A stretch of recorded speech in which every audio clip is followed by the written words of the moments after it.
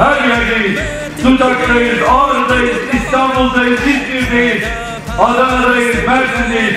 Türkiye'nin her yerindeyiz. 31 Mart'ta sandığa gidiyoruz.